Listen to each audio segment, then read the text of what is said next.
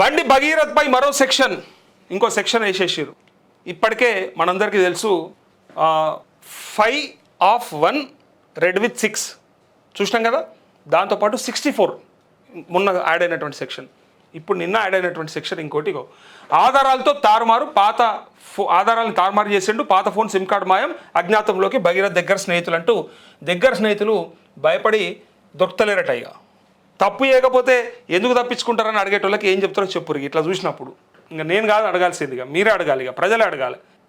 POCSO కేసులో బండి భగీరథ్పై మరో సెక్షన్ను పోలీసులు అదనంగా నమోదు చేశారు. కీలక ఆధారాలు మాయం చేసినందుకు గాను తాజాగా 238 సెక్షన్ను అదనంగా జోడించారు. డిజిటల్ ఆధారాలను తొలగించడంతో పాటు గతంలో వాడిన ఫోన్లు, సిమ్ కార్డులు, ఇతర ముఖ్య ఆధారాలను నిందితుడు బండి భగీరథ్ మాయం చేసినట్టు తెలిసింది. ఈ విషయాన్ని పోలీసులు తమ విచారణలో నిర్ధారించినట్టు సమాచారం. పథకం ప్రకారం కీలక ఆధారాలని రూపుమాపిన తర్వాతే పోలీసులు లొంగిపోయాడనే వాదనలు వినిపిస్తున్నాయి. వాదన లేనిది ఉన్నదే అది. ఆ గ్యాప్ తీసుకోవడానికి కారణమే 1 కాంప్రమైజ్ ప్రయత్నం, 2 లీగల్ ప్రొటెక్షన్, ఎట్లా ప్రొటెక్షన్ తీసుకోవచ్చు, ఎట్లా బయటపడవచ్చు, యాంటిసిపేటరీ బెయిల్ ఎట్లా అప్లై చేయాలి, ఇంటర్మ్ ప్రొటెక్షన్ కోసం ఎట్లా పిటిషన్ వేయాలి అనే వాటిపైన ప్రయత్నం 2. మూడవది అప్పటి వరకు ఏమన్నా సాక్ష్యాలు ఉంటాయి. ఇన్ కేస్ ఈ కేసు ముందుకెళ్తే మనకు బెయిల్ రాకపోతే, అరెస్ట్ అయితే మళ్ళీ భవిష్యత్ ఏంది, విచారణ జరిగేటప్పుడు మళ్ళీ అడుగుతారు కదా.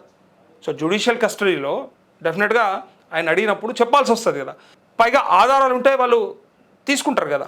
ఆ ఆధారాలు తీసుకునే సందర్భంలో వాళ్ళకు దొరకకుండా చేసేటువంటి ప్రయత్నమే మూడోది. ఈ 3 చేసిన తర్వాతనే ఈయన బయటకు వెళ్ళిండు. కలుగులో ఉన్న ఎలక బయటకు ఎప్పుడు వచ్చిందంటే ఉన్నాయన్నీ సెట్ చేసి ఎక్కడికక్కడ ఆపేసి భవిష్యత్తులో ఏ ప్రాబ్లం రాకుండా చూసుకోవడానికే ఇదంతా కూడా ప్రయత్నం జరిగింది. పైగా వాళ్ళ తండ్రికి సంబంధించినటువంటి పదవి, ఆదానికి కూడా ఏమి ఇబ్బంది కావద్దాయి, మళ్ళీ అది కూడా చాలా జాగ్రత్తగా మేనేజ్ చేసి మరి ఆయన పైన ఆరోపణలు వస్తే మరి వాళ్ళ తండ్రికి పడేటువంటి ఇంపాక్టు మరి పార్టీయా లేకపోతే బయటనా లేకపోతే సమాజం నుంచా వచ్చేటువంటి వ్యతిరేకత, దీని అంతటిని అంచనా వేసుకొని బేరీ చేసుకున్నాకనే బయటకు వెళ్ళింది కలుగులాకి వెళ్ళి ఎలక అని చాలామంది కామెంట్ చేశారు. ఇక్కడ ఇవన్నీ చూసినాం కదా, ఏ సెక్షన్లు పెట్టిరు ఏమైంది అని. అయితే పోక్సో కేసుపై బండి దాటవేత. అయితే భగీరథ్ స్నేహితులు కూడా దొరకలేరట. తప్పు చేయకపోతే ఎందుకు దొరకరు?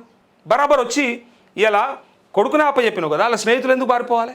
వాళ్ళు బయటకు వచ్చి లేలే భగీరథ్ చాలా మంచోడు, అపరాభగీరథుడు మా బండి సాయి, మీరే లేనిపోని అన్నీ కూడా చెప్పిర్రు చేసిండ్రు, ఆ అమ్మాయే తప్పు చేసిందని మీరు ఏమైనా సాక్ష్యాలు ఉంటే చూపెట్టాల్సి ఉండే, కానీ చెప్పలే. వాళ్ళు కూడా పారిపోయారట. బండి భగీరథ్పై పోక్సో కేసు నమోదైనప్పటి నుంచి అతనికి అత్యంత సన్నిహితంగా ఉండే స్నేహితులు కొందరు అజ్ఞాతంలోకి వెళ్ళినట్టు పోలీసులు గుర్తించారు. వారు దేశంలోనే ఉన్నారా లేక దేశం విడిచి బయటకు వెళ్లారనే కోణంలో పోలీసులు ఆరా తీస్తున్నట్టు తెలిసింది. ఈ క్రమంలో వారి కోసం పోలీసు బృందాలు గాలింపు చర్యలు ముమ్మరం చేసినట్టు తెలిసిందంటూ పోలీసులు కూడా చాలా స్మూత్గా హ్యాండిల్ చేస్తున్నట్టు కదా. పోలీసులు కూడా మెల్లగా మెత్తగానే ఎందుకంటే మళ్ళీ స్పీడప్ చేసారనుకో, ఏంది మీకు అత్యుత్సాహం, ఎవడు చెప్పిండు అని చెప్పి అంటే మళ్ళీ మీ అంతు చూస్తా అని బెదిరించాడు కదా బండి సంజయ్. ఆరోపణలు చేస్తున్నారు, లేనిపోని అన్నీ కూడా ప్రయత్నాలు జరుగుతున్నాయి అన్నప్పుడు మళ్ళీ ఎవరన్నా ఇలా ఇంట్రెస్ట్గా కొంచెం చేసిరనుకో, ఆ ఇంట్రెస్ట్ కేసు పైన సరే అందులో ఉన్నటువంటి న్యాయం పైన ప్రయత్నం చేసినా కూడా బండి సంజయ్కి అగైనెస్ట్ లాగా అనిపిస్తుంది ఎవరన్నా గట్టిగా ప్రయత్నం చేస్తే. ఈ కేసులో గట్టిగా విచారణలో కానీ లేకపోతే న్యాయం జరగడంలో కానీ అన్న ప్రత్యేక శ్రద్ధ చూపిస్తే ఆ బండి సంజయ్కి అగైనెస్ట్ ఏమో అనుకునే ప్రమాదం ఉంది. లేదా రేవంత్ రెడ్డి మనిషో లేదా వాళ్ళిద్దరు కలిసి ఉన్నారు కాబట్టి కేటీఆర్ మనిషో కేసీఆర్ మనిషో అని అనుకునే ప్రమాదం ఉన్నది.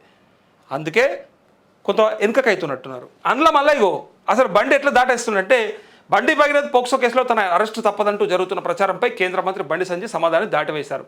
ఈ కేసులో మిమ్మల్ని అరెస్ట్ చేస్తారంటూ వార్తలు వస్తున్నాయి కదా అంటే మీడియా ప్రతినిధి ప్రశ్నించగా ఆ అంశం కోర్టు పరిధిలో ఉన్నదంటూ దాటేశారు. మొన్నటిదాకానేమో న్యాయం వైపే ఉంటాం, న్యాయమే గెలుస్తుంది, తప్పు ఎక్కడా చేయలేదు, ఆరోపణలే అని మాట్లాడారు. ఇలా కోర్టులో ఉంటే కోర్టులో ఉందని చెప్తారు. ఎంత మంచిగా ఉంటుంది చూడు, వీళ్ళకు ఎంత మంచి ప్రొవిజన్స్ ఉంటాయి చూడండి మాట్లాడడానికి. సో అని మీడియా ప్రతినిధి ప్రశ్నించగా అది కోర్టు పరిధిలో ఉంది. బీజేపీ రాష్ట్ర కార్యాలయంలో బుధవారం ఆయన మీడియాతో మాట్లాడారు. కన్న కొడుకును ఓ తండ్రి పోలీసులకు స్వయంగా అప్పగించిన సందర్భం ఏనాడైనా ఉందా అంటుండు. ఉందా అంటే మరి 9 రోజుల దాకా అప్పయ్యప్ప బుద్ధి కాలేదా అని ప్రజలు అడిగితే ఏం చెప్తావు సమాధానం? నేను ఎటకారంగా అనట్లే, ప్రజలు అడుగుతున్నారు.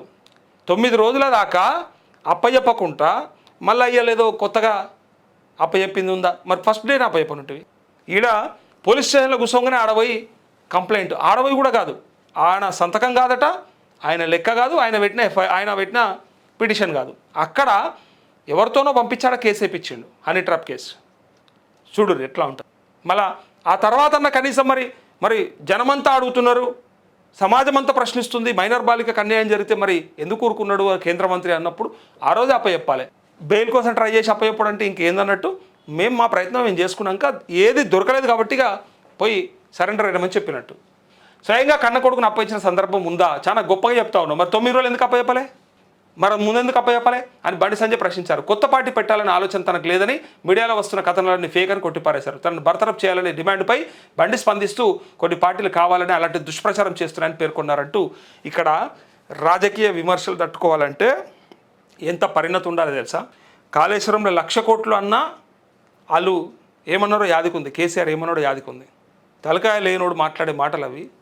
పైగా ఆ ప్రాజెక్టు వల్ల ఉపయోగం ఏంటి, ఆ ప్రాజెక్టులో ఎన్ని స్టేజెస్ ఉన్నాయి, ఎంత కలిపితే కాళేశ్వరం అంటారు అనే విషయాన్ని వాళ్ళు స్పష్టంగా 1కి 10 సార్లు ప్రజలకు చెప్పారు. ప్లస్ డ్రగ్స్ ఎక్కడెక్కడి వాళ్ళ బామ్మర్ది వీళ్ళ బామ్మర్ది, ఆ చుట్టం ఈ చుట్టం తోక చుట్టం ఈక చుట్టం అని ఏమన్నో లింకులు పెట్టి డ్రగ్స్, కేటీఆర్కి డ్రగ్స్ని ఆయన 100 సార్లు చెప్పిండు. రేవంత్ రెడ్డిని రమ్మని నేను కూడా వస్తా, నేను రెడీ ఉన్నా అని చెప్పిండు టెస్ట్కి, నార్కోటిక్ టెస్ట్కి. దాంతోపాటు ఇక్కడ పార్క్ హయత్ గురించి అయితే మనం విని ఇంకా 2-3 హోటళ్ళ గురించి హీరోయిన్లను వాడుకుని నిన్న కూడా ఒకటి చెప్తున్నాడు. మరి చూసిందనే చెప్పరాదు, మీడియాకు చూపిస్తే కనీసం మేమన్నా చూపిస్తాం కదా సమాజానికి. పార్క్ హయత్ దగ్గరకి 10 మంది హీరోయిన్లను పిలిపించుకున్నాడు. కేటీఆర్ బుద్ధి అది, కేటీఆర్ చేస్తున్నటువంటి పనులు అవి అని ఇష్టం ఉన్నట్టుగా ఇక ఎన్నన్నాడు అని అన్నాడు. ఏమైంది, ఎటుపోయింది? ఇదిగాక మరి వాళ్ళపైన గన్ని ఆరోపణలు చేస్తే, కుటుంబాన్ని కూడా విమర్శిస్తే, కుటుంబ సభ్యులను కూడా బాడీ షేమింగ్ చేసినా వాళ్ళు సరే ఈ కుక్కలు మొరుగుతూనే ఉంటాయి అనుకొని వదిలేసారని అనుకుందాం. కానీ ఇక్కడ బండి సంజయ్ కూడా ప్రెస్ మీట్లో గమ్మత్తుగా మాట్లాడిండు. నువ్వు అయ్యకు పుడితే, నువ్వు కేసీఆర్కు పుడితే మరి మనకు పుట్టినోడు ఏడున్నాడు ఇలా? ఓకే, ఆయన అన్నో ఓకే, కర్మ రిటర్న్స్ అంటారు చూడు. మనం ఒకళ్ళ కొడుకును లేదా ఒకళ్ళ తండ్రిని ఒకరిని అవమానించినా, ఒకరిని మనం తక్కువ చేసి మాట్లాడినా, ఒకరిని ఇష్టం ఉన్నట్టుగా తులనాడినా అది నీకెందుకు తలగదు అంటే, ఇగో కరెక్ట్ ఒక వారం 10 రోజులు, పెద్ద దూరం కూడా పట్టలేదు, ఏదో సంవత్సరంకు 2 ఏళ్ళకు కూడా జరగలేదు, జస్ట్ ఒక వారంలోనే జరిగింది. ఇలా మనకు జన్మించినటువంటి మన పుత్రుడు ఏం చేస్తున్నాడు అని చెప్పి ఇలా బీఆర్ఎస్ సోషల్ మీడియా అంతా కూడా కోడైగూస్తూ ఉంది, అడుగుతూ ఉంది. ఎక్కడెక్కడి వాళ్ళ బామ్మర్ది వీళ్ళ బామ్మర్ది, ఆ చుట్టం ఈ చుట్టం తోక చుట్టం ఈక చుట్టం అని ఏమన్నో లింకులు పెట్టి డ్రగ్స్, కేటీఆర్కి డ్రగ్స్ని ఆయన 100 సార్లు చెప్పిండు. రేవంత్ రెడ్డిని రమ్మని నేను కూడా వస్తా, నేను రెడీ ఉన్నా అని చెప్పిండు టెస్ట్కి, నార్కోటిక్ టెస్ట్కి.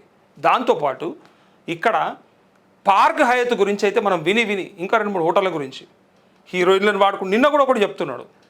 మరి చూసిందనే చెప్పరాదు, మీడియాకు చూపిస్తే కనీసం మేమన్నా చూపిస్తాం కదా సమాజానికి. పార్క్ హయత్ దగ్గరకి 10 మంది హీరోయిన్లను పిలిపించుకున్నాడు. కేటీఆర్ బుద్ధి అది, కేటీఆర్ చేస్తున్నటువంటి పనులు అవి అని ఇష్టం ఉన్నట్టుగా ఇక ఎన్నన్నాడు అని అన్నాడు. ఏమైంది, ఎటుపోయింది? ఇదిగాక మరి వాళ్ళపైన గన్ని ఆరోపణలు చేస్తే, కుటుంబాన్ని కూడా విమర్శిస్తే, కుటుంబ సభ్యులను కూడా బాడీ షేమింగ్ చేసినా వాళ్ళు సరే ఈ కుక్కలు మొరుగుతూనే ఉంటాయి అనుకొని వదిలేసారని అనుకుందాం. కానీ ఇక్కడ బండి సంజయ్ కూడా ప్రెస్ మీట్లో గమ్మత్తుగా మాట్లాడిండు. నువ్వు అయ్యకు పుడితే, నువ్వు కేసీఆర్కు పుడితే మరి మనకు పుట్టినోడు ఏడున్నాడు ఇలా? ఓకే, ఆయన అన్నో ఓకే, కర్మ రిటర్న్స్ అంటారు చూడు. మనం ఒకళ్ళ కొడుకును లేదా ఒకళ్ళ తండ్రిని ఒకరిని అవమానించినా, ఒకరిని మనం తక్కువ చేసి మాట్లాడినా, ఒకరిని ఇష్టం ఉన్నట్టుగా తులనాడినా అది నీకెందుకు తలగదు అంటే, ఇగో కరెక్ట్ ఒక వారం 10 రోజులు, పెద్ద దూరం కూడా పట్టలేదు, ఏదో సంవత్సరంకు 2 ఏళ్ళకు కూడా జరగలేదు, జస్ట్ ఒక వారంలోనే జరిగింది. ఇలా మనకు జన్మించినటువంటి మన పుత్రుడు ఏం చేస్తున్నాడు అని చెప్పి ఇలా బీఆర్ఎస్ సోషల్ మీడియా అంతా కూడా కోడైగూస్తూ ఉంది, అడుగుతూ ఉంది.